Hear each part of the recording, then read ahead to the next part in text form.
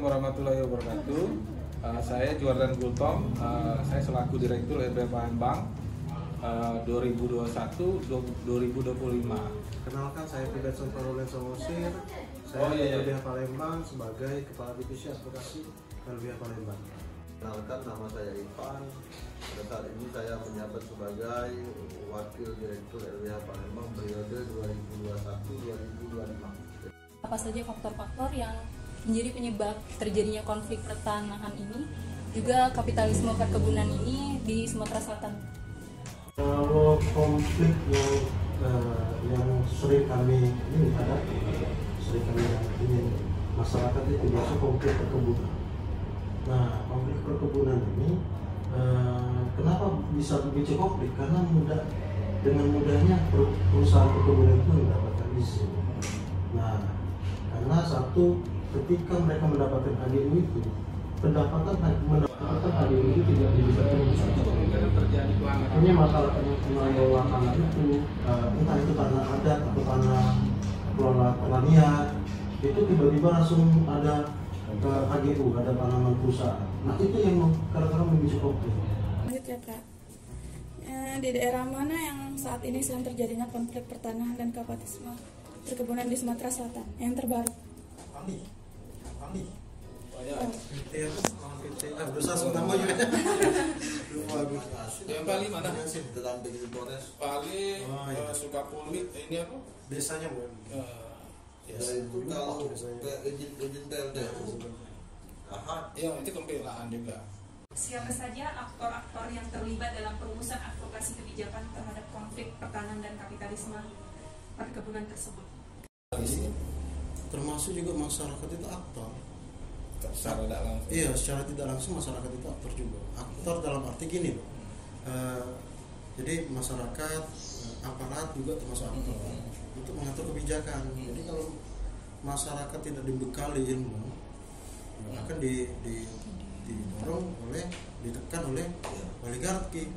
Kalau aktor itu sebenarnya kan dibagi klasifikasi dalam 3 hal, ya. Aktor yang punya modal, yang punya kepentingan, dan yang punya pengaruh. Ya. Ini mungkin pelajaran di luar kampus ya, tapi mungkin tidak perlu terlalu detail lah, jangan terlalu detail lagi. Jadi aktor yang mempengaruhi itu seperti apa, aktor yang dituju kepentingan itu apa, aktor yang mencari keuntungan itu seperti apa. Artinya uang yang artinya ini ya, maksudnya aktor yang pengen mencari keuntungan pasti mencari aktor yang mempunyai pengaruh.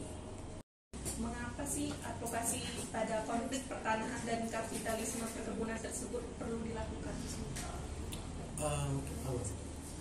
Aku dulu ya. Ini selalu aku dulu. Iya, memang harus advokasi itu berarti kalau bicara kalau ekonomi kapitalis kan jelas ada ketimpangan.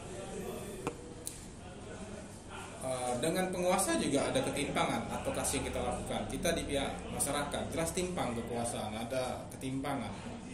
Disitulah tugas dari di situ kemungkinan terjadi pelanggaran HAM memang sangat memungkinkan. Oke, lanjut ya Pak. Jadi terkait advokasi yang sudah dilakukan oleh LBH Palembang, bagaimana proses atau langkah-langkah advokasi kebijakan konflik pertahanan dan kapitalisme perkebunan yang dilakukan oleh LBH Palembang? Oke. Strategi. Kalau LBH Palembang ini kan, ya, riset dulu tapi kan kami kan melakukan bantuan hukum struktural. Nah, bantuan hukum struktural itu bukan seperti bantuan hukum advokat yang mandiri ya. Tapi kami ini istimewa karena satu, kami pasti akan melakukan pendataan dulu, pendekatan ke masyarakat, pendataan, riset, gitu kan, yang tadi sudah dijelaskan oleh Pak Ivan, yaitu riset. Bagaimana aku aja ini sih? Jelas lah. Nah, kemudian kami setelah riset, kami melakukan diskusi. Apa sih masalah mereka ini gitu kan? Selain diskusi, kami melakukan pendidikan. Nah, seperti yang baru ini kami melakukan pendidikan paralegal di masyarakat desa dekat perusahaan PLTU. Jadi mereka itu harus mengerti dulu, mereka itu harus dibekali dulu ilmu itu kan, kesadaran hukum mereka itu harus ditumbuhkan dulu. Kemudian setelah mereka melakukan kami melakukan pendidikan, kami melakukan ini apa namanya basic gerakan membangun opini dulu. Isu apa yang akan kita ambil di sini?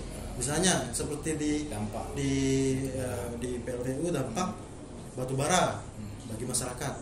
Nah, setelah isu itulah dikemas dengan data-data yang sudah kita kumpulkan, kemudian kita melakukan gerakan pengumpulan gerakan basis. Jadi kita kumpulkan masyarakat untuk sama-sama kita jelaskan bahwa dampaknya ini.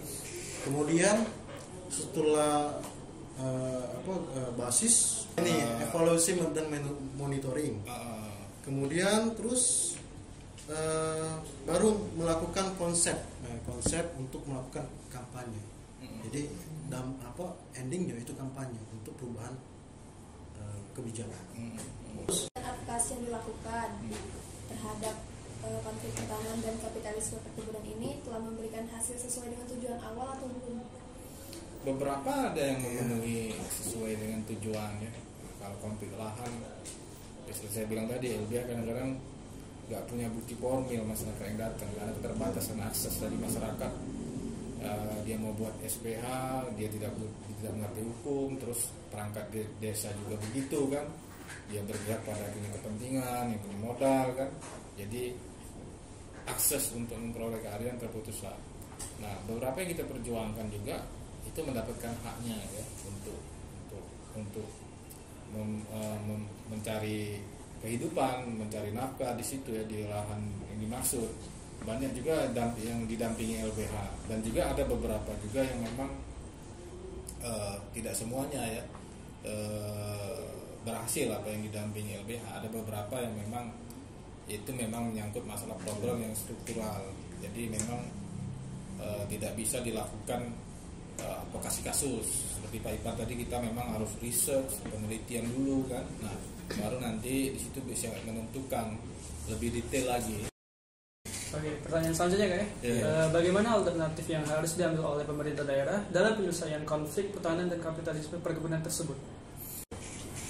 Kalau alternatifnya jangan dikasih izin, kalaupun nak dikasih izin, peran masyarakat itu harus dilibatkan. Nah, itu yang penting tuh. Karena kan di sini kan ada ketimpangan sebenarnya. Ketimpangannya itu terkait dengan masalah perizinan. Perizinan itu misalnya pemerintah ini mengizinkan operasi PLTU di daerah itu, tapi di sini peran masyarakat dalam perizinan itu tidak pernah dilibatkan sama sekali, sehingga terima getahnya melan misalnya partisipasi. Jadi ketika kebijakan ini memang tidak tidak melibatkan masyarakat, itu kan jadi timpang. Nah, disitulah juga sebenarnya awal mula terjadi pelanggaran HAM itu, karena pintu masuk pelanggaran HAM itu ya karena ada kebijakan yang timpang, kebijakan yang tidak melibatkan peran serta masyarakat di situ. Jadi masalah demokrasi, kebebasan berpendapat, ruang partisipasi publik yang dibatasi oleh pemerintah, ya itu juga faktor pemicu. Misalnya kebijakan soal tanah yang tidak berpihak ke masyarakat. Baik Kak, selanjutnya pertanyaan terakhir. Bisakah kakak-kakak jelaskan salah satu studi kasus secara rinci dan apa advokasi yang telah dibuat atau ditetapkan oleh LBH ini, dan siapa yang membuat advokasi tersebut? Kalau untuk kasus suksesnya advokasi, ya salah satunya banjir, terus juga kasus objek vital negara melawan Menhan Prabowo. Kami kan itu dilakukan penggusuran paksa. Kami anggap itu berhasil, bahwa penggusuran paksanya tidak jadi itu. Yang kedua, tambahan lagi, ini sebenarnya sukses story juga, tapi yang tertunda masih. Sukses karena beberapa sebagian. Ini yang Rila Jingo, pedagang kaki lima di rumah sakit RSMH itu. Sekarang dibuat apa? Itu karena perjuangan kawan-kawan ini kemarin untuk perjuangan itu, karena itu lawannya juga objek vital pemerintah punyanya Kemenkes. Jadi mereka datang, mereka itu sudah kontrak berjualan lama, datang ke kita. Ini kan masalah kehidupan mereka juga ya, mencari nafkah di situ. Dia kontrak, sementara kontrak habis langsung diputus tanpa diberikan solusi, Pak Profesor ya. Nah, maka kita lakukan advokasi. Memang kontrak udah habis, tapi kita tagih masalah hak asasi manusia ya.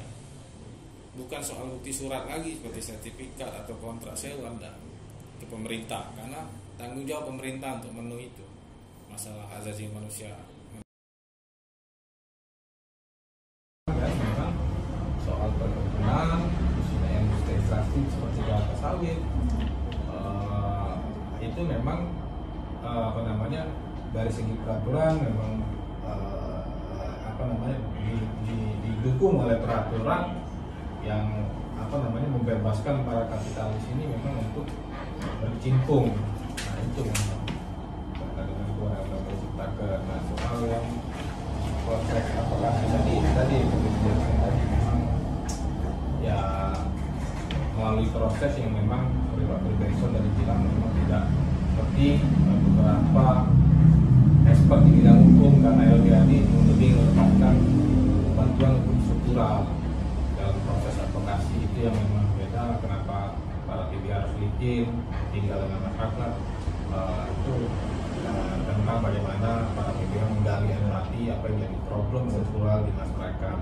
Itu ya perbedaan advokasi yang sedang disampaikan dalam wawancara ini. Ada tambahan lagi pertanyaan atau sudah cukup? Mungkin dari kami cukup, Kak. Cukup ya? Ya. Nah, kalau tidak cukup, biasanya nak nanya. Kami itu sering isi acara di sini. Nah,